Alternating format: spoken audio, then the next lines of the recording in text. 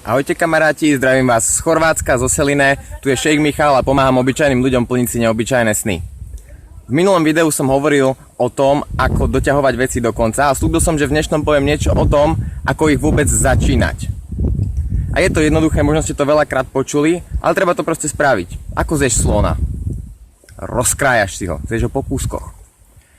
A keď máš nejakú aktivitu, do ktorej sa nevieš dokopať, aby si ju začal, to, čo potrebuješ urobiť, je to znížiť ju na takú malú, že nemôžeš mať výhovorku to neurobiť.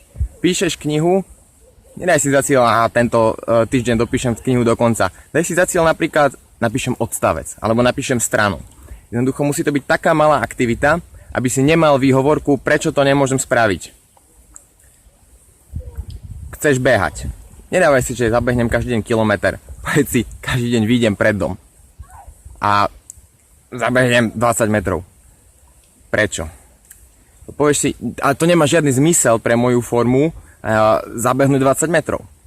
Povieš si, budem robiť každý deň 15 klukov, s niečím treba začať. A robíš každý deň 15 klukov 3 týždne, nič na sebe moc nevidíš a skutočne 15 klukov nebude mať nejaký veľký efekt na tvoje prstné svaly, ale má to efekt na iný sval, a to je tu, na mozog.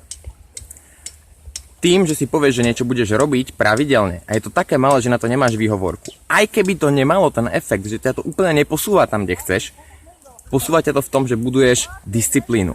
Vždycky u seba sleduj dve úrovne. Jedna úroveň je, čo je tak malá aktivita, že ju určite spravím každý deň a nemám s tým žiadny problém. A robí ju každý deň. Potom z času na čas prekonaj svoje rekordy.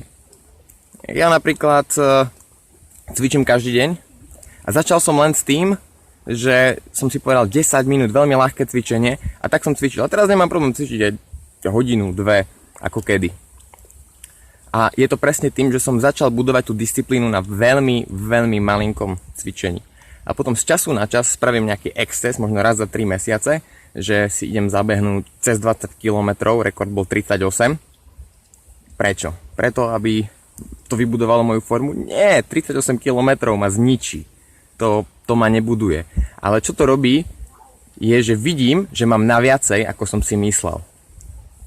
Takže sleduj dve úrovne. Sleduj úroveň toho mála, ktoré urobíš vždy, a sleduj úroveň toho veľkého. Keď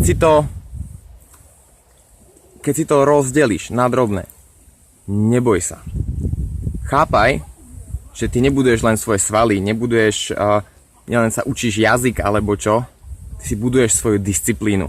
A disciplínu, ktorú si sa naučil v jednej veci, vieš využiť potom do ďalších vecí.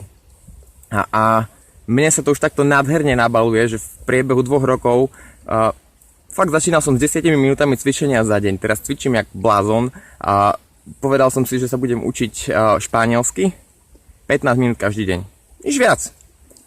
Ale čo robím? Už cez 2 alebo 3 mesiace sa učím španielsky 15 minút každý deň. Prečo? Lebo moja disciplína už bola vybudovaná. Už je to pre mňa nič. Už je to jednoduché.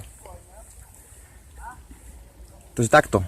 Začínaj veci tým, že si nastavíš úroveň, z ktorej nemôžeš mať jednoducho výhovorku.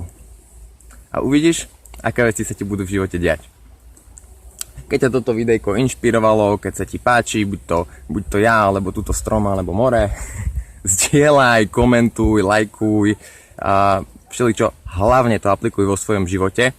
A ďalšie videjko dúfam, že natočím niekde pri nejakom takom šialenom behu, aký som spomínal. A bude to video o tom, ako tvoja myseľ dokáže budovať tvoje telo.